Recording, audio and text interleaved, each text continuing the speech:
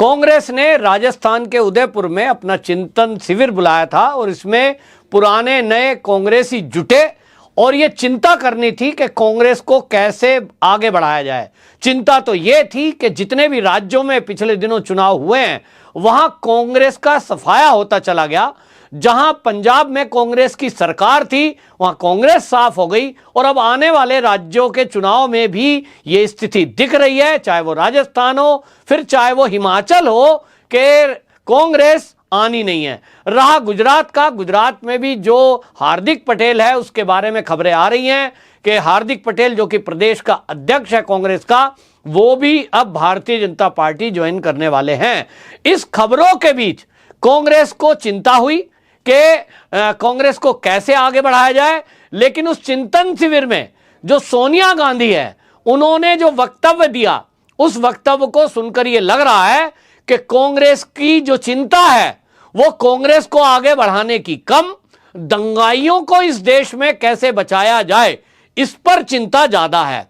इसी तरह जो सोनिया गांधी का वक्तव्य है उसमें बात की गई कि सरकार केंद्रीय एजेंसियों का दुरुपयोग कर रही है। इसका मतलब यह हुआ कि सोनिया गांधी को चिंता ये हुई, कांग्रेसियों को चिंता यह हुई कि इस देश में जो ईडी, जो एनसीबी और एनआईए ये कार्रवाई कर रही है, जो सीबीआई कार्रवाई कर रही है, इससे कहीं ना कहीं कांग्रेस को दिक्कत है।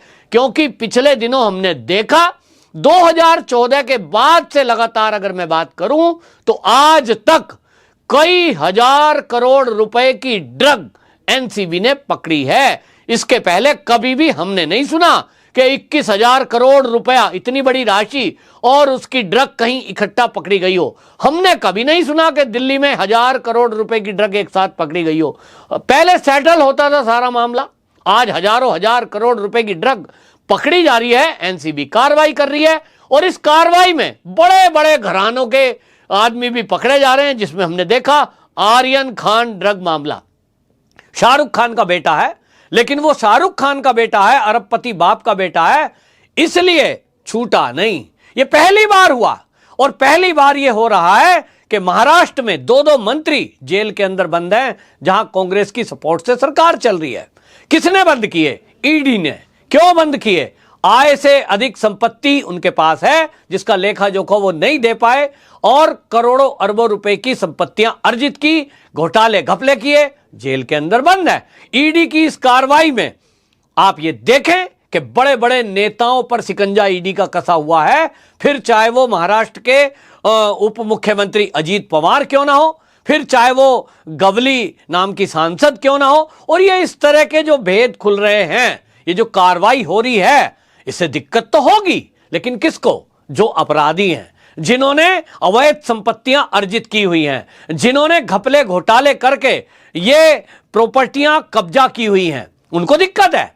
बुलडोजर चल रहा है, बुलडोजर चल रहा है यूपी में, बुलडोजर चला मध्य प्रदेश में और अब तो उत्तराखंड में भी चल रहा है। किस पर चल रहा है? जिन्होंने अतिक्रमण किया हुआ है, अवैध कब्जे किए हुए हैं। लेकिन कांग्रेस के चिंतन शिविर में इस बुलडोजर को बिना नाम लिए सोनिया गांधी जी चिंता करती हैं और वो वक्तव्य देती हैं कि इस देश में माहौल को खराब किया जा रहा है।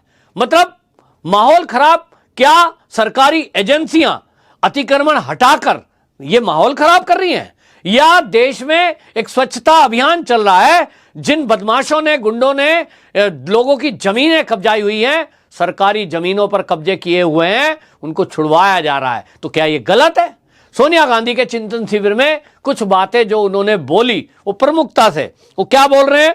वो बोल रही हैं कि सरकार ने पोलराइजेशन को सरकार में स्थायी बना लिया है। पोलराइजेशन कैसे कर रही है सरकार? मोदी सरकार पोलराइजेशन के लिए क्या कर रही है? मोदी सरकार पोलराइजेशन के लिए कुछ नहीं कर रही है, वो अपना काम कर रही है। देश में विकास हो रहा है, रिकॉर्ड हाईवेज बन रहे हैं, रेलवेज बन रहे हैं, एयरपोर्ट बन रहे हैं और आर्थिक व्यवस्था इतनी बढ़िया हो रही है कि रिकॉर्ड जीएसटी कलेक्शन हुआ है पिछले 6 महीने में, जो अभी तक नहीं हुआ। और आज वो कहते हैं कि पोलराइजेशन स्थायी बनाया जा रहा है। तो पोलराइजेशन कौन कर रहा है? वो लोग जो बाकायदा अतिक्रमण कर रहे हैं, जो आक्रमणकारियों के पक्ष में खड़े हैं, जो कहीं अगर धार्मिक स्थल है, उस धार्मिक स्थल को लेकर के यदि कोई वाद विवाद है, न्यायपालिका का सम्मान नहीं कर रहे हैं, तो इसमें कोई मोदी या योगी का योगदान नहीं है। आप न्यायपालिका का सम्मान करें। न्यायपालिका ने आदेश दिया कि एक धार्मिक परिसर का वीडियोग्राफी होना है तो होने देना चाहिए। कहीं पोलराइजेशन नहीं होता।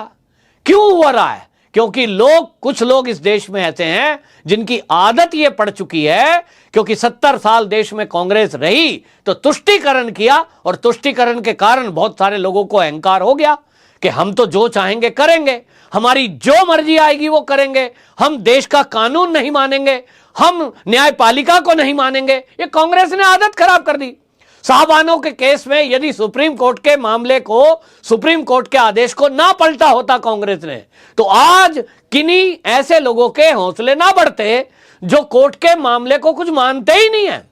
लोगों को लगता है, कुछ लोगों को, कि जब सुप्रीम कोर्ट का आदेश आया हमने वो नहीं माना, अपने धर्म के मामले को बीच में ले आए, कांग्रेस ने हमारा साथ दिया और वो फैसला पलट दिया, तो हमारे अंदर तो वो ताकत है कि हम देश की सुप्रीम कोर्ट का फैसला भी पलटने की ताकत रखते हैं। तो ये किसने आदत डाली, ये किसने परंपरा डाली, ये किसने उनके हौसले बढ़ाए? वो कांग्रेस ने। और आज ये हो रहा है कि न्यायपालिका के जो आदेश हैं उनको पालन कराया जा रहा है।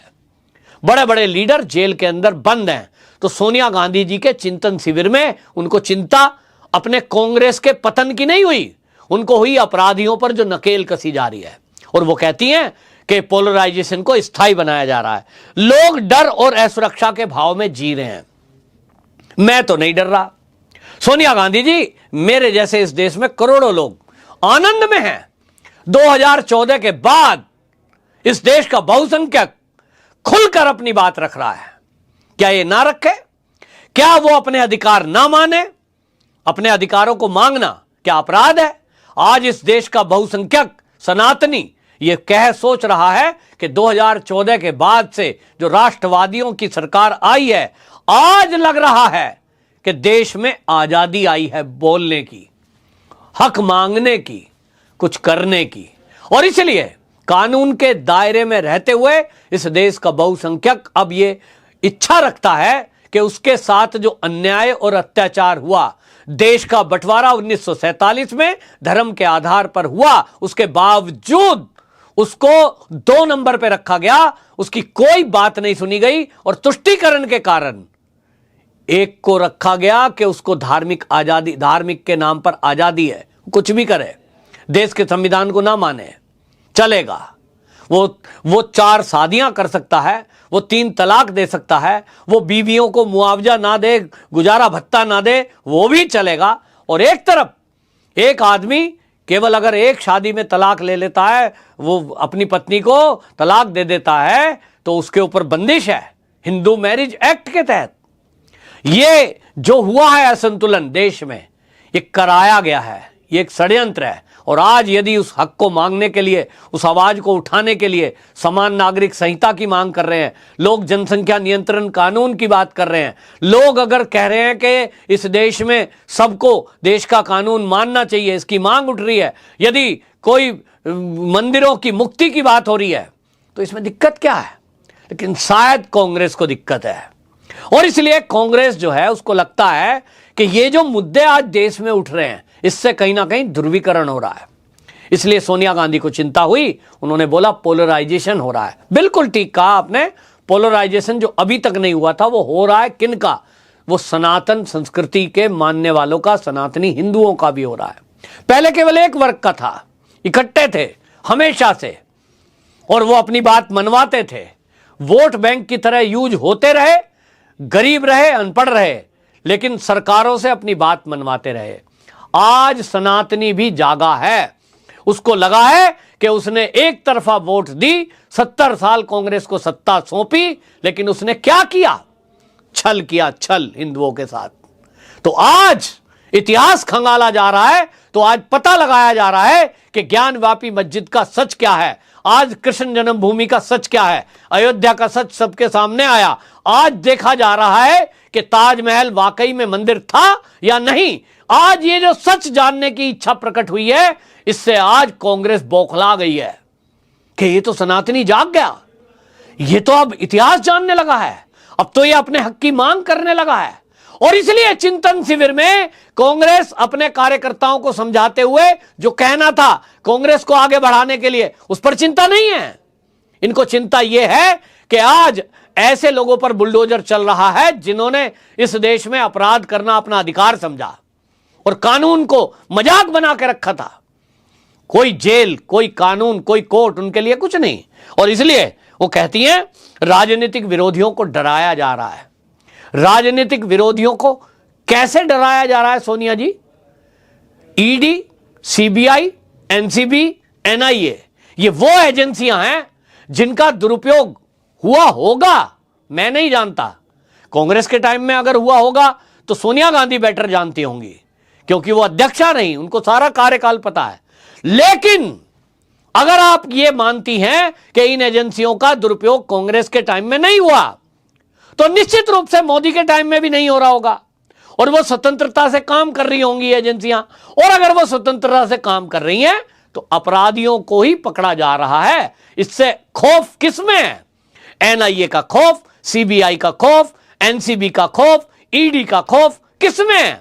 बदमाशों में, अपराधियों में, लुटेरों में, जिन्होंने सरकारी संपत्तियां और भ्रष्टाचार करके नोट दबा के रखे, उनमें डर है। मेरे जैसे आम आदमी में तो बड़ी खुशी है कि ये एजेंसियां आज काम कर रही हैं मोदी जी के शासन में, ये बहुत बढ़िया है। लेकिन सोनिया गांधी कहती हैं नेहरू जैसे हमारे नेताओं के योगदान और उपलब्धियों और त्याग को नकार कर महात्मा गांधी के हत्यारे और उनकी विचारधारा को महिमा मंडित किया जा रहा है। तो इस पर भी अब चर्चा होनी चाहिए कि नेहरू जी ने इस देश के लिए बहुत योगदान दिया, लेकिन बार बार, हर बार यह कह करके कि गांधी जी के हत्यारे का महिमा मंडन। तो गांधी हत्या क्यों हुई? क्योंकि यह भी एक रहस्य है। कुछ वकील साहब मैंने देखा सुप्रीम कोर्ट के कह रहे थे और टीवी डिबेट में बोल रहे थे, वो कह रहे थे कि यह भी एक रहस्य है गांधी जी की हत्या का, तो यह भी रहस्य खुलना चाहिए, इस पर भी चर्चा होनी चाहिए। और वाकई में जो दोषी हैं, चाहे वो कोई भी था, उसको सजा हुई तो होनी चाहिए। हमारे देश की न्यायपालिका और कानून व्यवस्था, इसमें सभी को भरोसा होना चाहिए। लेकिन कांग्रेस का चिंतन शिविर ये तो सिद्ध हो गया कि वो कांग्रेस को आगे बढ़ाने के लिए नहीं, लेकिन देश में जो अपराधियों पर नकेल कसी जा रही है, बड़े बड़े नेताओं को पकड़ा जा रहा है, उन पे शिकंजा कस रहा है, उससे प्रॉब्लम है कांग्रेस को। वंदे मातरम।